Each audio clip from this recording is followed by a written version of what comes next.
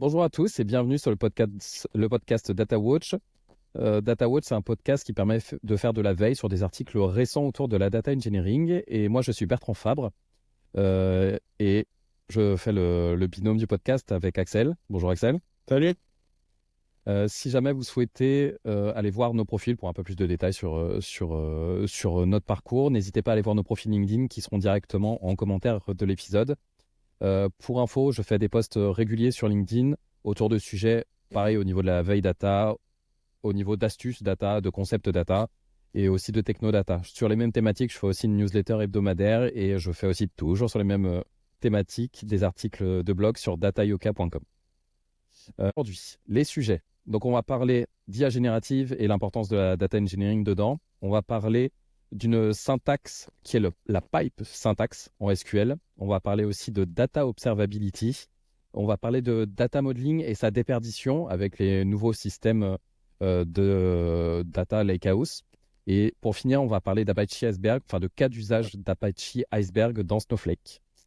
Et Axel, je te laisse commencer sur le premier article. Ouais, donc sur l'importance du data engineering pour la data science et notamment les LLM. Donc l'article il est de Victor Miller. Donc l'importance du data engineering. Alors pour recontextualiser un petit peu, je pense qu'on a un peu tous connu le terme data avec l'arrivée de la data science, de l'IA, etc. Mais je pense que peu de gens comprennent en profondeur, quoi, comprennent bien à quoi sert le data engineering. C'est pour ça notamment qu'on fait ce podcast et que ça reste quand même un sujet assez niche aux yeux du grand public, mais en fait qui est primordial pour tout ce qui va se développer autour de l'IA et de l'utilisation, la construction et l'utilisation des LLM. Donc les LLM qui sont un peu la pierre angulaire, tout ce qui est ce qu'on connaît comme ChatGPT, qu'est-ce qu'il y a d'autre? Mistral, Claude, Claude, etc. Perplexity, qui est pas mal Non, d'ailleurs. Je sais pas si tu ouais. connais. Ouais. Excuse-moi, j'ai pas entendu. Ouais, Perplexity, je sais pas si tu as déjà testé. Perplexity, non. Ouais, Perplexity, c'est une IA qui va aller regarder sur plusieurs sources et qui va te condenser un résultat selon ta question. Et en plus, il Ok, va te citer les sources à chaque fois qu'il va te donner un élément de réponse. ok, Et donc ça, c'est super ça c'est intéressant. bien. Mm. Après, moi je crée des assistants, Mhm. en tout cas dans l'outil Raise de Sphere. Mhm. On a accès à plusieurs LLM avec des assistants qu'on peut un peu fine-tuner, tu sais, avec les prompts, Ok. injecter des prompts directement dans l'assistant et lui demander, par exemple, comme tu disais, de donner les sources. Des fois, je le fine-tune un peu en disant tout ce qui est termes techniques anglais, laisse-le en anglais, par exemple. Ok. Tu vois, c'est chiant de lui poser une question et qu'il te dise tuyau de données, tu vois. Ça, je l'ai déjà eu au début, ouais. Ouais, c'est atroce. Euh, donc, pour revenir au sujet, le premier point par lequel il commence, et ça je dirais c'est logique, c'est que le data engineering se concentre beaucoup sur le sourcing de données en bon français, le toilettage. Donc Ouais. la préparation, le nettoyage, et un peu de retouche aussi Ouais. de la donnée. Et ça, c'est vraiment, il emploie le terme backbone, donc je dirais le colonne vertébrale, C'est ça, la pierre le, angulaire de ça. ouais, le pierre angulaire, pilier Mhm. des LLM, parce qu'il faut pas oublier que le LLM, c'est quand même une énorme base documentaire. D'ailleurs, je suis allé un peu fouiller, par exemple, pour Llama, D'accord. le LLM Llama. Il se base à peu près 60% sur une web archive publique qui s'appelle Common Crowd. D'accord, je ne connaissais pas. Ensuite, deuxième, c'est Google Scholar. Il y a GitHub et Wikipédia. Donc voilà, Mhm. ça représente 95% de leurs sources. C'est quelques références.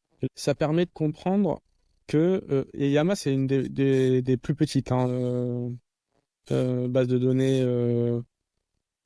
pour le LLM, pour ce LLM. Et je pense que GPT-4, c'est des pétaoctets. Ok. Je pense pas qu'on est encore à l'exa, mais comme il donne plus les infos Ouais. sur les tailles de base. Moi, je n'ai aucune idée des tailles de base des LLM. GPT-3, il l'avait donné, il me semble, à l'époque, avant toutes ces histoires de grandes sommes d'argent, là, et de licenciements et de débauchage, etc. Ouais.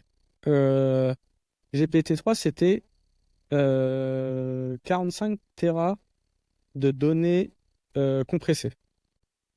Et GPT-4, ils avaient dit que c'était X fois plus grand. Donc, ouais. De toute façon, on va arriver, je pense, assez rapidement à l'EXA dans quelques années, je Après, pense. j'avais déjà entendu qu'ils avaient atteint les limites de ce qui pouvait scraper sur Internet pour entraîner les modèles. Ouais, Là, je pense que c'est plutôt se concentrer sur la performance en elle-même en lui-même de l'entraînement. ouais, c'est ça. Et du coup, ça fait lien aux quelques points de l'article. Mhm. Donc, on a parlé voilà, du sourcing et de la préparation de la donnée. Euh, et tu as un besoin d'efficience. Donc, ce qu'il appelle Optimizing Model Training. Parce qu'en fait, on manipule tellement de données qu'il faut, euh, qu'il faut rationaliser, je dirais, parce que c'est très ressource intensive, ça consomme énormément, et les data engineers ont un rôle de, de rendre plus efficient l'utilisation de toutes ces données. Mhm. Il parle notamment du framework Orod d'NVIDIA, qui permet d'utiliser jusqu'à 1024 GPU pour l'entraînement de modèles. Et il parle aussi toujours d'NVIDIA qui a fait une lib pour PyTorch qui s'appelle Apex Mhm. et qui permet de réduire l'utilisation de la mémoire et d'accélérer le process. 1024, c'est vraiment énorme, sachant les coûts qu'il y a derrière chaque GPU. Ouais, C'est énorme. ouais, en fait, comme il y a énormément d'investissements au niveau de la big tech sur ça, en fait, c'est quasiment nos limites sur le budget en Mhm. tant que tel. Après, tu as l'efficience, mais tu as quand même besoin, troisième point, d'une infrastructure scalable. Donc, on va parler plutôt d'élasticité de, des ressources. Donc, si Mhm. tu as besoin d'énormément de ressources, les providers cloud peuvent te le fournir, même si il y a quand même des limitations qui sont, qui peuvent paraître énormes pour nous, mais limitantes pour les grandes entreprises qui sont spécialisées dans les LLM. Et il y a aussi, quatrième point, un aspect de feature engineering avec les data scientists. Donc en fait, les data scientists, c'est vraiment eux qui vont fine-tuner les modèles, vraiment point par point dans le détail, etc. Mais il faut qu'ils travaillent avec les data engineers pour tester ça et plutôt sur le plan de la ressource Mhm. et du déploiement. Parce que le gros sujet il y a quelques années en tout cas, c'était que les data scientists ne savaient pas déployer, livrer et monitorer leur modèle. Ouais, c'était plus Donc, pour l'innovation, la recherche. c'est ça. Mm. C'est ça. Il y avait des gros silos en fait à ce niveau-là. C'est ce qu'on appelle le MLOps d'ailleurs, Machine Learning Ops, mais qu'on dit MLOps, et donc qui est dérivé du DevOps. Gros du taf, d'utiliser des technos comme Kubernetes ou Docker Mhm. pour faciliter le déploiement des modèles qui sont développés. Mhm. Donc voilà les points qui sont développés dans l'article. Comme tu disais, ils arrivent un peu à la limite de ce qui euh, peuvent consommer en fait comme données. Mhm.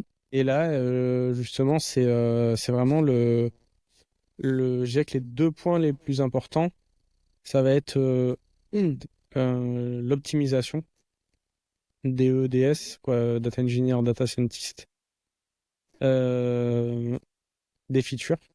Donc, il y a toujours un peu les gags des LLM qui peuvent te renvoyer des trucs un peu loufoques Ouais, quand ils hallucinent. quand ils hallucinent, ouais. Hallucination, si vous tapez ça, vous allez un peu rigoler. Ouais. Mais ça n'empêche que ils peuvent être très souvent incroyables. C'est un peu comme les trains en retard, tu sais. On parle que de ça, mais 95% des trains sont à l'heure. Donc, Mhm. je dirais, tu sais, la semaine dernière, on a parlé des types de data engineer. Ouais. Et moi, je me rends compte que je suis pas du tout ML engineer. C'est quoi Parce qui que t'attire pas dans cette partie-là? c'est pas un mot que ça m'attire pas, mais je me suis jamais, que j'en ai jamais eu vraiment besoin. Donc, jamais été sur des cas d'usage avec de la data science et du machine learning. Donc, c'est plus je veux dire, pro qui fait que je suis pas au point sur cette partie-là, Ok. même si c'est intéressant. Et après, je pense qu'il faut aussi savoir si... Parce que Data 1 et L1, c'est quand même différent. Je pense qu'il y a quand même un coup d'entrée d'apprentissage sur le ML1 pour comprendre ce que font aussi les data scientists, tu vois, avoir un niveau euh, qui te permette de bien discuter avec Les data les data scientists. scientists. Toi, t'en as fait, hein, du machine learning. J'ai fait du machine learning. Ouais, c'était sur une mission, j'étais plutôt en alternance et effectivement j'avais un projet de machine learning. C'était plutôt des séries Ok, temporelles que j'avais. Je devais ok, prédire tout simplement le flux d'appels entrants pour que ouais, l'organisation puisse se staffer pour absorber les flux. ok. Du forecast. Ouais, c'était ça. Donc là, l'industrialisation là-dessus, effectivement, il y a une grosse phase de recherche, de test. Et après, j'ai quand même dû travailler sur l'industrialisation. Donc j'ai dû travailler sur des scripts, sur un projet Python qui permet Ok, d'avoir quelque chose des briques, pas juste un ok. notebook. Tu vois, j'ai passé la certif data 1, je Google, et il y a un peu, alors beaucoup moins que la précédente mouture du passage, parce qu'ils ont fait une nouvelle version en fait plus centrée sur le data 1 pur. Euh, et le peu qu'il y a des mélanges et de data science, en fait, tu te rends compte que il y a beaucoup d'outils managés maintenant de data science comme BigQuery ML, Ouais, il y a euh, AutoML. Ouais. AutoML. Hmm. Ils ont un peu leur hub là de modèles. Vertex AI? Il y a Non, Vertex, non, il y a un autre truc, effectivement. Le hub de mais modèle. le hub un peu là, je sais plus. Je me Ouais, souviens, la plupart des plateformes ont mis en place ça, justement, avoir des hubs pour utiliser les différents modèles. c'est ça. Un peu comme Gingface. Ouais, exactement. Donc en fait, tu te rends compte que sur les modèles purs, en fait, maintenant tu peux facilement t'en sortir même si t'es pas data scientist. tu peux utiliser des modèles préfaits, d'ailleurs, qui sont très performants, puisque derrière, en fait, ça a été c'est des outils communautaires où tu peux, même toi, tu peux apporter ta pierre à l'édifice. Mhm. Et est-ce que vraiment tu as des cas très, très, très, très euh, custom, tu vois? Je veux dire, t'es dans la vente ou t'es dans je sais pas, l'éducation, ou, tu vois, peu importe ton business, t'as quand même beaucoup de besoins qui sont les mêmes que ton voisin, quoi. Ouais, bien sûr. Ça dépend effectivement les cas d'usage. Si par exemple, tu as dans les RH, la plupart des RH ont à peu près C'est ça, les mêmes besoins. c'est Ouais. ça. Donc, je sais pas ce que tu en penses, toi, de l'évolution du data science, mais au final, j'ai l'impression que ça va beaucoup être des outils réutilisables. Je sais plus comment on appelle ça, mais oui, c'est sur l'étagère. Voilà. Ouais, c'est ça. Bah, effectivement, il y a Ouais, quelques années, j'ai l'impression que chaque entreprise faisait un peu leur projet. Ils avaient c'est un ça. certain projet en machine learning, ils faisaient un dev, alors que peut-être une autre entreprise l'avait déjà fait. Et Il y chacun avait avait des son truc. tout longs projets de malades, ouais. Ouais, ouais, clairement. Que là, effectivement, de plus en plus, surtout avec Gameface, on en parlait, peut-être avec Mm. d'autres choses aussi. Ouais, Là, tu peux reprendre un modèle de machine learning déjà entraîné pour un use case déjà adapté à ton besoin, et tu peux le reprendre, tu peux l'utiliser. Peut-être qu'il y aura un petit fine-tuning ou peut-être qu'il y aura quelque chose à faire dessus, mais globalement, le plus gros du travail a déjà été fait. Donc, je trouve aussi que de plus en plus, les data scientists, euh, ils vont utiliser déjà des modèles. Ils vont peut-être Mm. s'entraîner à vraiment fine-tuner. Voilà, c'est comme ça que je le vois. L'utilisation, C'est-à-dire. pas le modèle en lui-même, Mhm. mais l'utilisation, les paramètres, etc. Ouais, Ok. c'est ça. Et après, par rapport au data engineer, par rapport à l'article, dans le cadre d'une utilisation pour des LLM, j'ai l'impression que le besoin, là, s'oriente de plus en plus parce que tu as parlé de data engineer, tu as parlé de MLOps, ML engineer. Mhm. On peut parler aussi de data ops, finalement, aussi Ouais, là-dessus. ouais, Globalement, on s'oriente vers des métiers de data engineer full stack, j'ai l'impression. Même ouais. si, comme tu le disais, ML engineer, data engineer ont besoin de certaines compétences différentes, on peut dire que c'est un élargissement des champs de compétences du data engineer. Mm. Qui est aussi rendu possible par l'utilisation de LLM, ouais. Ouais, c'est ça. Et je me posais la question en lisant l'article aussi. Je me disais, est-ce que c'est pas vraiment ça la vraie big data? Parce qu'on parle de big data déjà depuis des années. Mais je me dis, est-ce que c'est pas maintenant qu'il y a la vraie big data avec vraiment plein de types de données? Justement, Mhm. tu parlais juste pour Yama que c'est pris sur Wikipédia, que c'est pris sur une web archive, que c'est pris dans différents endroits. Mhm.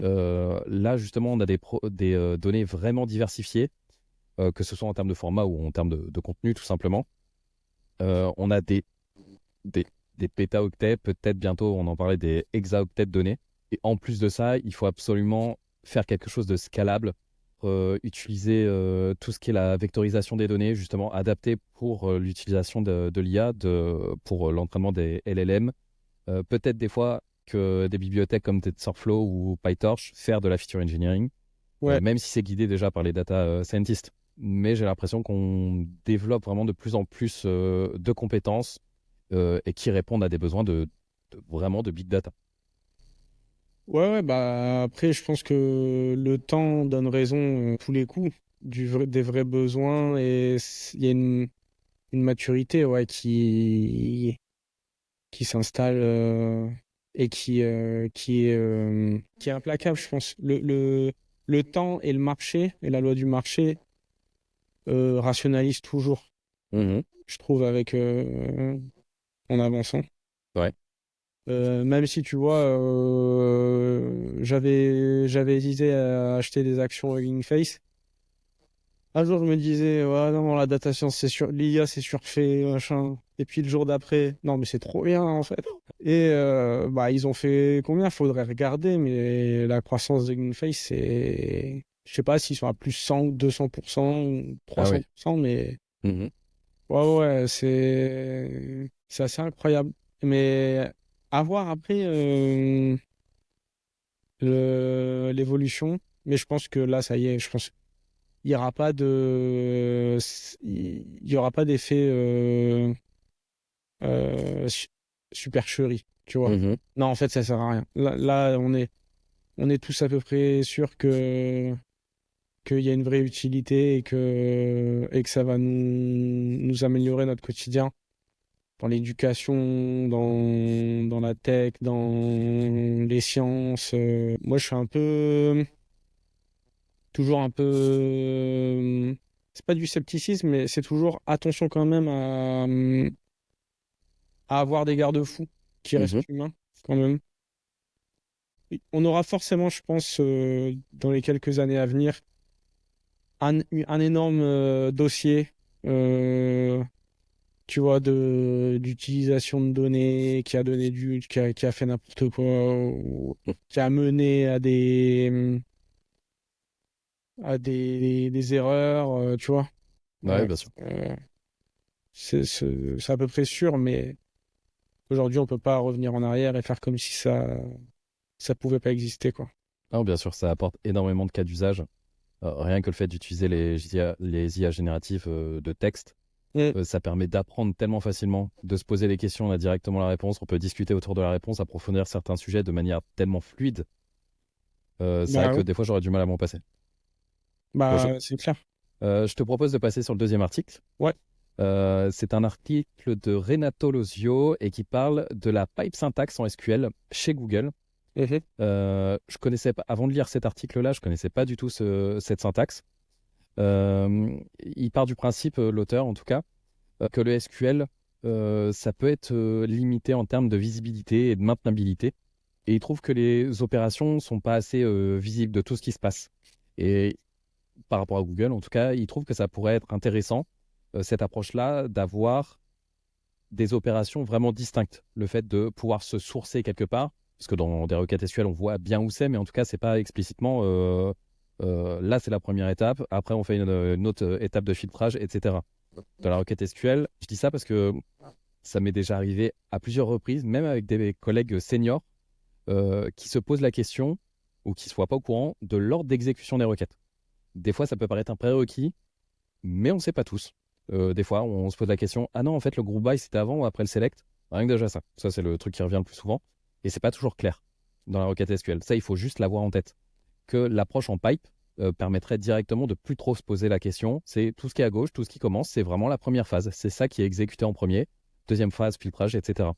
Là, pour avoir plus de visibilité sur ce que c'est, la pipe syntaxe, donc pour rappel, une requête SQL de base, ça commence par une clause select. C'est là où on va sélectionner les colonnes, les champs que l'on souhaite afficher dans le résultat.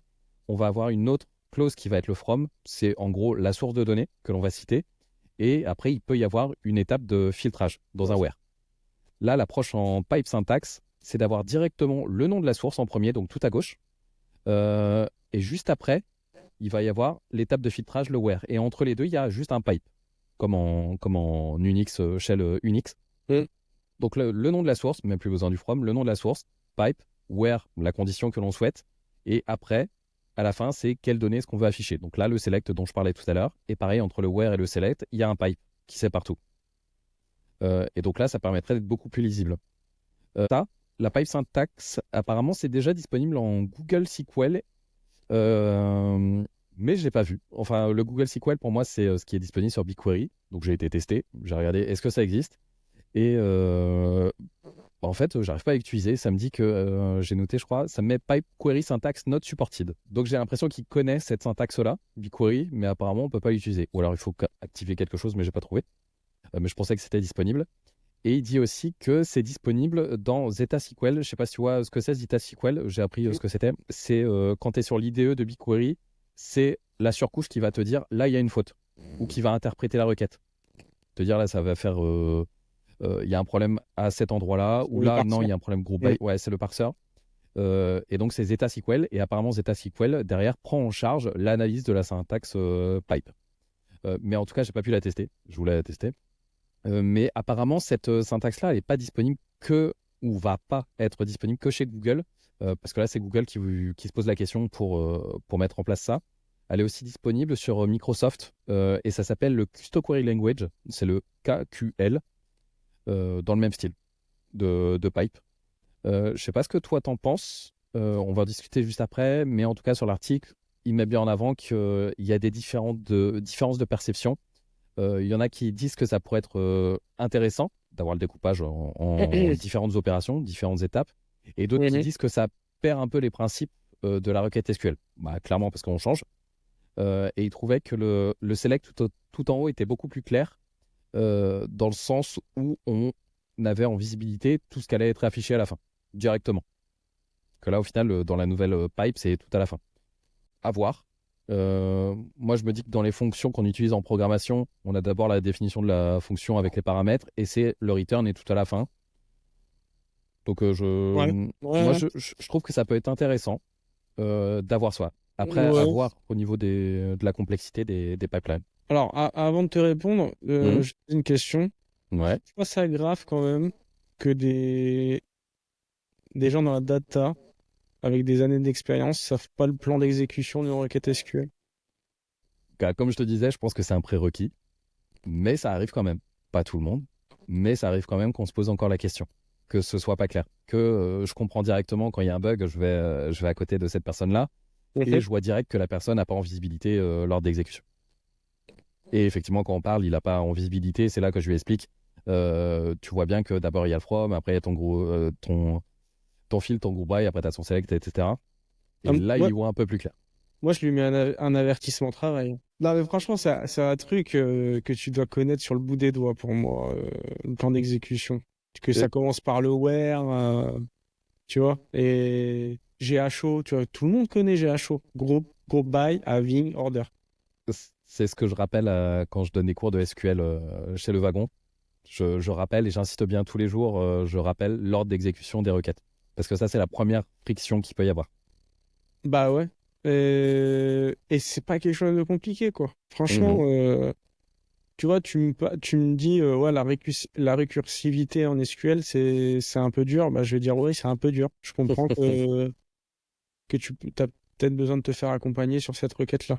Mais franchement, si je suis un peu méchant, je dis que c'est du Gogol SQL, son idée. Parce que il essaie vraiment de répondre à un problème qui doit être acquis et suracquis, quoi. Donc, l'idée en soi, elle est plutôt pas mal, mais franchement, la requête, elle ressemble à rien, là. Quand il fait des jointures, etc., là, Ah, j'ai vu. En fait, il y a deux syntaxes. Il y a la syntaxe où c'est quasiment sur une ligne.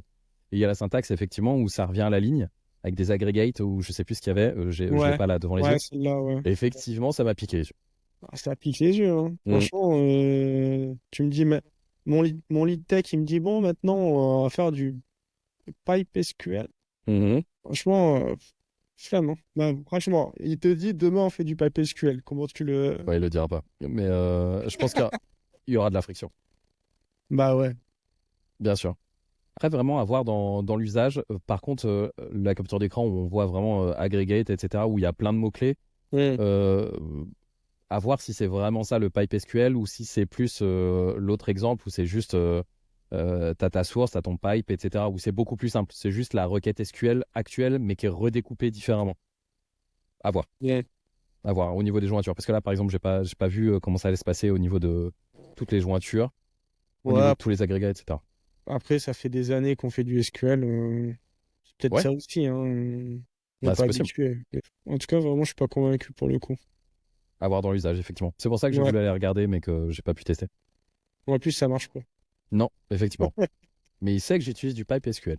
Parce qu'ils disent quand même que c'est both publicly and internally. Donc, Bah, c'est pour ça normalement, que j'ai pas compris. Non, non, dans BigQuery, Spanner, Bigtable. Donc, non, pareil, bon, vraiment, j'ai eu pipe query syntax not supported. Peut-être que c'est pas dispo ouais. pour tout. Vraiment, j'ai peut-être oublié une option. Peut-être que je dois, quand j'ouvre une nouvelle requête sur BigQuery, il faut que j'active quelque chose. Je sais pas Mm. trouvé. Je te propose de passer à Data Observability. Donc, du coup, il rappelle ce que c'est la data observability. On avait fait un podcast, vraiment, on en avait parlé de fond en comble. Mhm, Un article de Bar Moses, mhm. c'est Monte Carlo, Ouais, c'est ça. Il me semble. Ouais. Bah, je me demande si c'est pas du Monte Carlo 6, celui-là. Ah non, ah non, Non, je pensais.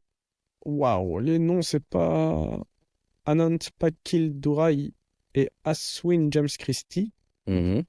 dans Data Engineering Weekly. Ah, donc du coup, je vais passer un petit peu sur le data testing versus data observability, parce Mhm. on en a, oh, 1, 2, 3. On en avait déjà bien parlé sur le podcast. Vous tapez Data Quality, Data Watch Podcast, vous allez le trouver. Mhm. Et je vais plutôt directement passer sur que doit avoir un outil de data observability. Ouais. Ah, donc, bah, le pilier, bien sûr, c'est l'intégration et la connectivité avec ton outil, forcément. Mais ça, tu vas pas, quoi, j'espère, qu'un éditeur, c'est son principal sujet. Mhm. Est-ce que c'est disponible euh, avec aucun outil? Ben, ça sert à rien. Euh, le data quality monitoring. Donc, les 4 points dont il parle, c'est le schéma drift detection. Donc, c'est si tu as un schéma qui change, il te fait des alertes automatiques. L'anomalie. Donc, ça, il identifie les changements de données. Pas sur justement du data testing sur des points précis que tu connais, mais sur une vue holistique qui prend en charge tout le flux de données de ton pipe et qui sait analyser bah, les changements de données sans forcément que tu dois lui indiquer. Il y a la data freshness, bien sûr. Donc tout au long de ton pipe, il s'assure de la fraîcheur de données. Et les custom data quality rules. Alors ça, c'est un truc, mais que je fuis comme la peste le plus possible. Ouais. Pourquoi? C'est quand tu as des règles de gestion qu'on te donne. Mais pour Monsieur Y, qui a une place spéciale dans l'entreprise, il faut faire ceci, cela, et sur des cas particuliers là, qui sont vraiment pénibles à traiter, qui peuvent te créer des débords, des effets de bord, etc. Et donc ça, un outil de data quality monitoring, tu peux lui donner directement les custom rules euh, suivant tes besoins. Mhm. Donc en fait, t'es pas obligé de hardcoder tout tes cas particuliers. Donc ça, c'est assez sympa, quoi, pour les tests. Après, il y a le end-to-end observability. Donc, tu as le data lineage. Ça aussi, on en a déjà parlé. Mais c'est savoir retrouver tes petits sur toute la chaîne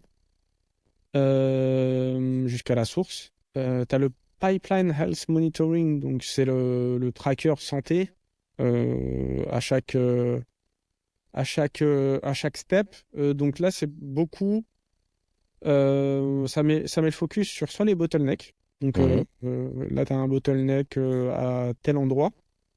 Faut que tu le traites. Voilà, et il te fait potentiellement des recos en fonction de son algo Mhm. ou de la data loss. Donc à l'inverse, ben, là, tu as vraiment un sous-dimensionnement une sous-utilisation, une perte de flux, de Mhm. volumétrie à ce niveau-là. Time monitoring and alerts, donc forcément, c'est de l'alerting au plus rapide, le plus rapidement possible. Le RCA, moi, ce que je trouve vachement bien, c'est, tu as un problème, bah, il va directement te proposer des root cause analysis. Donc Mhm. il va enquêter pour toi et il va te proposer des pistes et des solutions. Je ne sais pas à quel point c'est le RCA, par exemple, d'un outil comme Sifflé ou Monte Carlo est précis, mais j'aimerais bien, vraiment bien tester pour le coup. Mhm. D'ailleurs, mon client est assez ouvert à mettre un outil comme ça en place. Ok. Ça peut être super sympa. Ah, je trouve ça vraiment pas mal, le RCA. Je crois que c'est la première chose que j'ai pu faire quand je suis arrivé sur la data. Ouais, C'était sur Excel, là où j'ai commencé. Et ouais, justement, j'avais à disposition des données vraiment super variées. Euh, et avec ces données, je devais dire pourquoi est-ce qu'il y avait une rupture de stock, une indispo d'accord. produit. Et donc, en Ok. gros, j'ai fait une sorte d'algo en formule Excel. Donc, ça faisait Ouais. vraiment 3 km. Et en gros, ça allait analyser selon certaines priorités. D'abord, détecter le niveau de stock, le stock de sécurité. Après, avoir est-ce que Ouais. le fournisseur il est en retard, pas en retard, etc. Ce qui me Ok. permet à la fin de dire une route cause. De dire Ok. ça vient à partir de là. Et t'automatiser la route cause et tu pouvais facilement dire bah c'est à cause de ça. Ouais, exactement. C'était dans quel domaine? Logistique. C'était sur. C'était sur l'approvisionnement, tout simplement. Donc ouais, donc sur ta chaîne d'appro, tu pouvais Mm. rapidement donner une réponse libre. Ouais. Donc tu as la scalability et performance, donc qui va te donner les plus et les moins de ta chaîne au niveau vraiment de si c'est du streaming, comment ta donnée évolue sur le pipe, et si elle évolue bien, si c'est bien lissé, etc. Tu vas avoir la compliance et security. Donc, il va pouvoir donner aussi des précaux sur la RGPD. D'ailleurs, il donne un acronyme, là, HIPAA. Je sais pas si tu connais, j'ai pas eu le temps de regarder. HIPAA. Non, j'ai pas regardé en plus.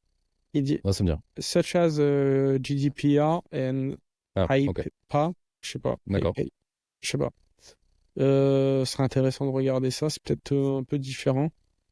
Il peut te recommander aussi donc cost effectiveness, donc l'aspect billing. Est-ce que c'est il peut te calculer des ROI aussi selon des paramètres que tu lui donnes. Par exemple, si ta chaîne finance est hyper importante, tu as une importante de 10 sur 10, tu vois, par exemple, hein, Ok. euh, Je vois. et que 1 heure d'indispo, bah, ça va créer autant de manque à gagner, etc. Par rapport à ce que te coûte en processing bah, le pipe Mhm. et ta user experience et collaboration. Donc ça, effectivement, mais c'est commun à plein d'outils pour le coup.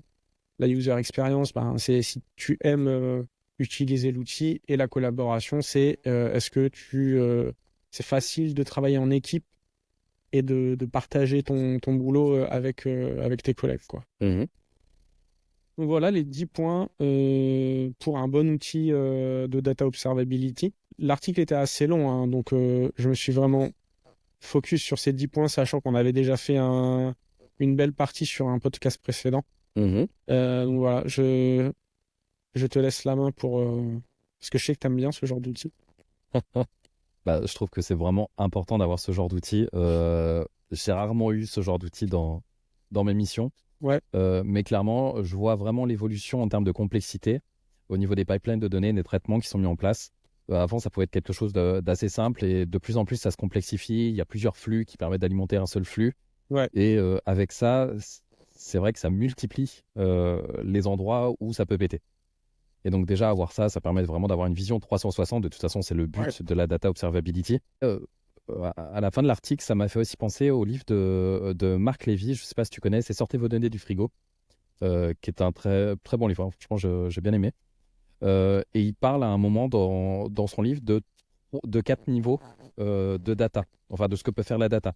Tu as un niveau qui est descriptif, donc qui permet de dire euh, qu'est-ce qu'il y a, enfin qu'est-ce qui se passe là en ce moment ou qu'est-ce qui s'est passé, enfin qu'est-ce qui se passe plutôt. Tu as un niveau de diagnostic, c'est pour expliquer ce qui s'est passé. Tu as un niveau prédictif pour dire selon ce que j'ai là comme info, je pense qu'il peut se passer ça. Et tu as un niveau aussi prescriptif qui peut Oui, dire je te conseille plutôt de faire ça pour éviter d'avoir ça, etc. Et ouais. je trouve que ces 4 niveaux pourraient bien s'adapter sur les outils de data observability, sur un bon outil de data observability qui permettrait de faire ces 4 niveaux-là. Je trouve Oui, vraiment ça pourrait vraiment aider les entreprises. ouais. Et ouais, tu gagnes beaucoup de temps Mhm. au niveau du run et aussi. Je pense pas que ça coûte les yeux de la tête, honnêtement, ce genre d'outil. Je pense pas. Ça représente quand même une certaine maturité de projet data, de ton produit. Je dirais que quant à ça, au niveau solidité sur les appuis, ça permet de gagner en sérénité, quoi, aussi. Bien sûr. Parce que tu te dis, il y a toujours un filet supplémentaire qui me permette sur un outil qui va penser potentiellement à quelque chose à laquelle je n'aurais pas pensé. Ouais. Bah, c'est un outil vraiment qui te permet de faciliter le run. Mm. Parce que c'est vrai que quand tu fais du run, des fois, ça m'est déjà arrivé d'aller checker manuellement toutes les pipelines de données. Donc la valeur ajoutée là-dessus, bof, surtout quand tout va bien pendant plusieurs mois, bof, on Ouais, perd du temps juste à checker. Là, c'est ça ça. permet à ta place d'aller checker. Et comme tu le disais, ça peut aussi permettre déjà de faire un peu le boulot. Mm. Te Ouais, dire c'est ça. là, il y a eu tel endroit, là, je pense qu'il y a ça, etc. Donc effectivement, Mm. ça peut faire gagner du boulot, ce qui nous permet d'être là juste pour aller faire l'action, pour faire la correction, pour avoir vraiment le maximum de valeur ajoutée.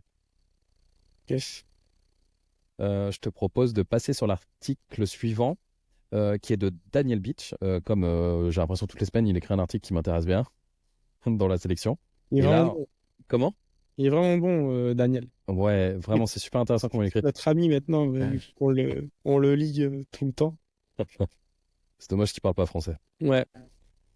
Et donc là, en l'occurrence, l'article, c'est sur. Il trouve que le data modeling se déprécie avec le temps et surtout avec l'arrivée des environnements data lakehouse. Juste pour rappel, le data modeling, pour ceux qui ne sont pas au point dessus, c'est vraiment comment est-ce que tu vas schématiser tes tables. Quelles données est-ce que tu mets dans cette table-là? Est-ce que ça ne serait pas mieux, par exemple, de faire deux tables? C'est vraiment comment tu organises tes données.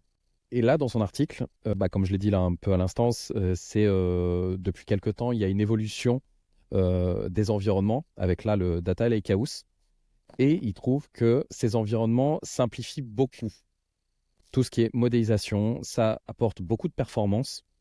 Avant, il y avait beaucoup moins de performance. Et donc, ce qui voulait dire qu'il fallait vraiment faire attention à la modélisation qu'on mettait dans les données pour que ce soit performant. Il fallait bien Ok. normaliser les données, par exemple. Il fallait bien découper certaines données. Il ne fallait pas alourdir quand il n'y a pas besoin d'alourdir. Que là, de plus en plus, on y pense un peu moins. Ou en tout cas, c'est moins problématique. Euh, Par exemple, moi, des années que j'ai pas pensé à l'indexation. Je ne sais pas si toi, tu bosses encore ou tu te prends la tête sur l'indexation des données.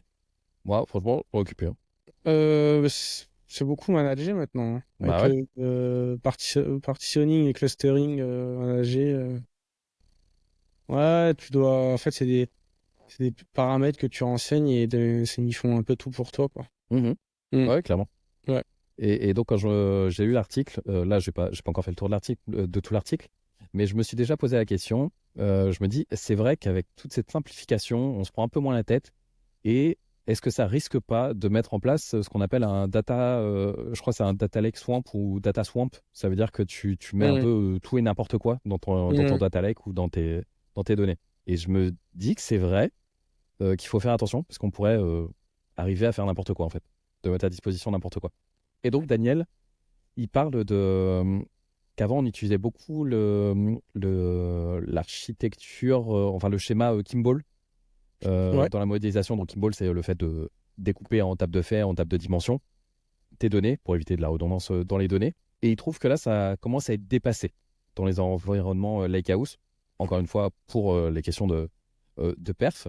Mhm. Mais il trouve quand même, il nuance son propos, que le fait d'avoir les tables de faits de dimensions, ça reste bien. Mais qu'il y a moins besoin de normalisation dans les données. T'as le One Big Table maintenant Euh, qui. Ouais, il y a Ouais. quelqu'un qui m'en a parlé justement sur un post LinkedIn. Je me demande si c'est pas quand j'ai parlé de Data Lakehouse ou de modélisation. Ouais, je sais plus. Mais effectivement, il Ok. y a le OBT. Ouais. Ça, moi, j'en ai jamais fait encore. Toi, je sais pas si t'en fais du OBT. Au BT, j'en fais. Ouais, ça m'est déjà arrivé. Ouais, mais plutôt par facilité Ok. pour avoir euh, une seule table. Parce que j'aime pas les schémas clics. En fait, Mhm. l'outil de dashboarding. Ok. Je trouve que c'est. Faut pas que j'utilise des mots comme j'allais dire, mais. Souvent, j'expose à clic une one big table. Ok. Euh, Après, s'il y a vraiment besoin de découper, je découpe. Mhm. Alors, il y a une différence entre exposer une one big table dans un petit dashboarding et faire du one big table dans House, ça c'est sûr. Mhm. Mais j'y trouve quand même des intérêts au niveau de la simplification de l'utilisation. Mhm. Tout dans une table et au final, tu fais ce que tu veux. Après, tu groupes comme tu veux.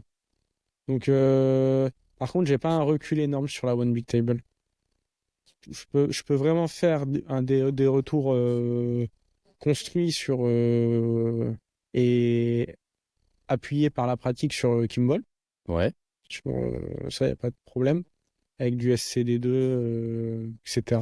Je sais que la data modeling un peu plus récent, c'est le Data Vault, Mhm. One Big Table. Euh, et maintenant, bah, ce qu'on entend de plus en plus parler, c'est ce Lakehouse qui allie Data Lake et Data Warehouse, Mhm. notamment avec Iceberg, Delta Lake. Delta Lake, Mhm. Big Table chez Google. Où là, euh, il faut absolument qu'on essaye en fait pour voir les avantages et les inconvénients et est-ce que ça dépasse vraiment un data warehouse euh, fonctionnant avec du Kimball Mhm. classique. En regardant un peu tout à l'heure Iceberg là, on a vu qu'il y avait quand même des avantages, notamment Ouais. pour la reprise de données, etc. Mhm. Parce que quand tu dois changer le schéma, par exemple, d'une table en warehouse avec du Kimball, bah, tu dois forcément sauvegarder ta table, la détruire, la reconstruire, remettre les données, etc. Maintenant, avec du Lakehouse, voilà. J'anticipe déjà sur Iceberg. Mais il y a quand même des avantages, je pense, un peu au jour le jour qui vont être super. Mhm. Mais à tester par la pratique.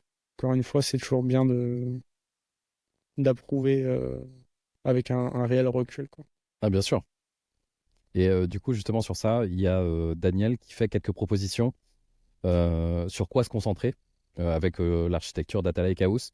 Ouais. Lui, il trouve qu'on devrait en finir avec l'architecture en médaillon. Donc, l'architecture médaillon, c'est le Ouais. fait d'avoir une couche bronze, silver, gold.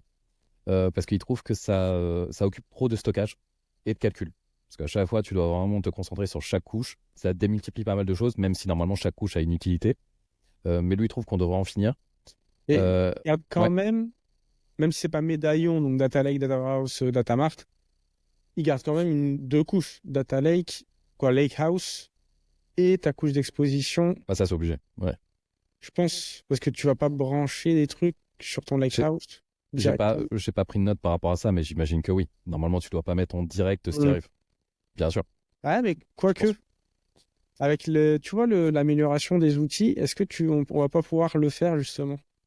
Alors, il y a aussi il y a À certaines voir. entreprises qui proposent ça. C'est le fait d'avoir une couche sémantique Ouais, sur les données. Et cette couche ouais. sémantique-là, en fait, pourrait se brancher directement sur les données sources, ça veut dire sur les outils opérationnels. Là, Ok. je pars dans l'extrême hein, encore. Ouais, Mais ouais, ouais. il y a des outils qui proposent ça. Et en fait, à chaque fois que l'utilisateur va requêter une certaine table, en fait, il y a toute la couche sémantique qui va aller directement sourcer sur l'opérationnel et va Ah, appliquer des règles de traitement en temps réel pour restituer à l'utilisateur.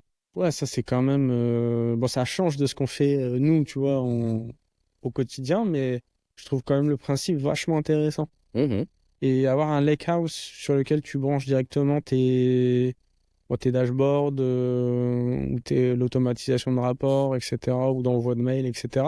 mhm, Au final, si c'est bien goupillé, tu sais, avec les bons outils, mhm. ça peut être vachement intéressant. Ça Parce que peut. en fait, tu n'aurais qu'une couche sur laquelle tu travailles et ça réduit même, je pense, la quantité de travail de réplication, tu sais, ce dont tu parlais, le fait qu'il y ait trop de données, parce que médaillon, donc la donnée, elle est présente en réalité sur tes trois stages, tes trois étapes. Ce qu'il recommande aussi, c'est de prendre en compte l'utilisation de partitions et clustering. Ça, c'est vraiment des nouveaux cas d'usage depuis déjà quelques années, mais qui sont pas là depuis 20 ans non plus. Le fait de bien Ouais. comprendre ce découpage-là et de l'utilité des partitions et du clustering pour la performance. Donc, comme je l'ai dit tout à l'heure, il proposait aussi de garder la notion de table de fait et de table de dimension, mais il recommande bien d'éviter la surnormalisation. Ouais, Donc, genre le schéma en flocon de neige, je pense que ça, c'est vraiment quelque chose qui trouve qu'on devrait éviter. Le but, ça serait de réduire le nombre de jointures à faire pour la mm, perf, tout simplement. ouais. Et il préconise de rester sur une modélisation qui reste simple, pas de doc complexe et pas de diagramme ERD. Donc le ERD, c'est la relation en fait entre les tables. Euh, Mhm. il trouve que les non-ingénieurs doivent pouvoir comprendre la table, l'architecture. Il Ouais. faut que ce soit clair. Mhm. Voilà ce que j'ai noté globalement pour cet article. Ouais. Donc globalement, je viens un peu en phase avec lui, le fait que ça, avec la facilité des outils qu'il y a maintenant, enfin la facilité de prise en main, l'abstraction qu'il y a aussi avec ces outils-là, le fait qu'il y ait de plus en plus de perfs, c'est vrai qu'on peut perdre un peu cette partie data modeling, en tout cas qualité du data modeling. Donc pour le dernier article, Axel, je vais nous laisser. Ouais. Je vous laisse. Ça marche, je vais L'appel continuer. du devoir. Ça marche. Merci beaucoup, Axel. À Salut bientôt. tout le monde. Ouais.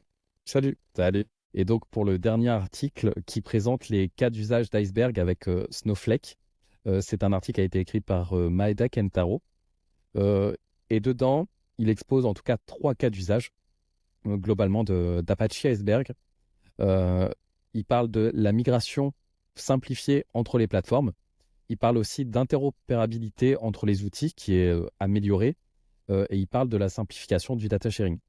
Dedans, il expose aussi que Apache Iceberg peut être vraiment adapté pour les entreprises qui commencent à avoir des pétaoctets de données qui justement naviguent entre plusieurs plateformes. Ça arrive qu'il y ait des entreprises qui ont une partie ou certaines données qui soient par exemple sur BigQuery, sur une plateforme Google, ou qui soient sur Databricks ou sur AWS. Et donc là, d'avoir Iceberg dessus, ça permet aussi de simplifier le multiplateforme. Euh, et ça apporte aussi une facilité dans le partage de la gouvernance des données, quand il y a des équipes qui travaillent par exemple sur des mêmes objets métiers, des mêmes datasets. Ce qui est mis en avant aussi, c'est que Snowflake, parce que là donc on parle d'Iceberg qui est dev par Snowflake, veut éviter vraiment le verrouillage propriétaire. Quand on parle de verrouillage propriétaire, c'est le fait qu'on se lance dans une certaine techno et que cette techno-là, si on veut changer de plateforme, bah, c'est pas possible. Parce qu'il n'y a pas les mêmes options, parce qu'il n'y a pas les mêmes formats. Effectivement, il parlait surtout là, du format avec Iceberg. Il trouve que Iceberg apporte certains avantages. Je vais en reparler un petit peu plus tard des avantages. Mais ils apportent, entre autres, en tout cas, le time travel et un peu plus de performance. Et c'est vrai que Iceberg, ça peut être utilisé sur du S3. Donc, je parlais des différentes plateformes, du GCS, du Blob Storage pour Azure. Mais par exemple, les tables standards de Snowflake, elles, sont propriétaires. Donc, il faut faire attention quand on réfléchit à aller sur la plateforme. Et surtout si on se dit qu'on pourrait changer à terme, ou en tout cas, on ne se bloque pas avec une seule plateforme. Les questions qui pourraient arriver aussi en parlant justement d'être bloqué sur une certaine fonctionnalité, c'est quels sont les coûts du verrouillage propriétaire? À partir de quand est-ce que ça devient problématique? Là, j'ai pas la réponse, mais en tout cas, c'est une question que je me pose.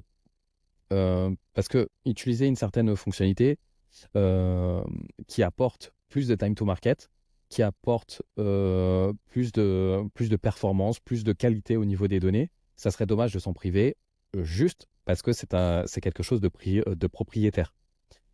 Mais après, il faut aussi prendre du recul pour se dire, d'accord, là je m'engage sur ça m'apporte beaucoup, mais imaginons, si j'ai besoin de changer, parce que les prix augmentent de la plateforme, ça va être quoi le coût? Est-ce qu'il y aura vraiment une phase de migration très importante à faire? Euh, et je me suis aussi posé la question, euh, est-ce que le fait que la plupart des plateformes puissent utiliser les mêmes formats ouverts, est-ce que ça laisserait pas plus de place à l'innovation pour les plateformes, à plus d'automatisation? Parce que là, les plateformes, c'est pas juste avoir un format propriétaire, c'est rapide, c'est pas rapide. C'est aussi le fait d'ajouter la plupart des plateformes, enfin toutes les plateformes, apportent une couche énorme d'abstraction sur l'infrastructure. On a vraiment plus à se soucier des branchements entre machines, des commissionnements, scalabilité. Et ça permettrait, en utilisant les mêmes formats, de vraiment se concentrer là-dessus. Euh, et pour lui, enfin pour l'auteur en tout cas de l'article, Apache Iceberg, ça permet aussi de centraliser les tables et les métadonnées, ce qui simplifie clairement la gestion au niveau des données. Il dit aussi que ce qui est intéressant avec Apache Iceberg, c'est que Snowflake a mis à disposition un catalogue de données donc, qui s'appelle Polaris, Je crois qu'il a été mis en open source il y a quelques mois. Je pense qu'on en a parlé sur le podcast. Et il compare aussi à Snowflake Managed Catalog. Donc c'est un catalogue, mais vraiment full managé, donc un peu plus propriétaire. Il se pose la question lequel pourrait être plus adapté, avec toujours en tête le fait que Polaris, ça peut être utilisé sur d'autres plateformes. Et pour finir, il compare aussi Iceberg, le format Iceberg, avec les Parquet External Tables. Moi, j'avais déjà utilisé le format Parquet sur une autre mission quand j'étais en train d'utiliser du Spark. Je trouvais déjà ça très performant, mais je ne connaissais pas Iceberg, ou peut-être que c'était pas sorti à cette époque-là, ou en tout cas pas aussi diffusé. Et l'auteur met bien en avant les qualités d'Iceberg. Par exemple, Iceberg, lui, sur la volumétrie, apporte plus de performance que Parquet. Donc ça, c'est à tester, hein, c'est à croire sur parole au niveau de l'auteur. Et là, un peu plus concrètement, Iceberg apporte aussi le time travel, alors qu'il n'y a pas cette fonctionnalité-là de disponible sur les Parquet External Tables. On parlait aussi d'Iceberg en off avec Axel. Et ce qui est intéressant, en plus de ce que j'ai cité jusque maintenant, c'est l'évolution des schémas. Apache Iceberg peut prendre en charge le fait que les schémas évoluent, changent, donc il y a moins de colonnes, plus de colonnes, qu'il y ait du renommage, alors que le parquet, c'est assez difficile d'avoir un schéma qui est évolutif. Je vous invite à nous retrouver sur les différentes plateformes sur lesquelles sont disponibles le podcast. Donc là, il y a YouTube, Spotify et Apple Podcast. Pensez à noter aussi si vous aimez le podcast sur YouTube en mettant le fameux pouce et sur les autres plateformes en mettant 5 étoiles. Pensez aussi à mettre des commentaires si vous souhaitez qu'on discute autour de certains thèmes que l'on a évoqués dans ce podcast-là, ou si vous avez aussi des suggestions. Et je vous souhaite une très bonne journée, une très bonne soirée, quel que soit le moment et l'endroit pour lequel vous écoutez le podcast. À bientôt, au revoir.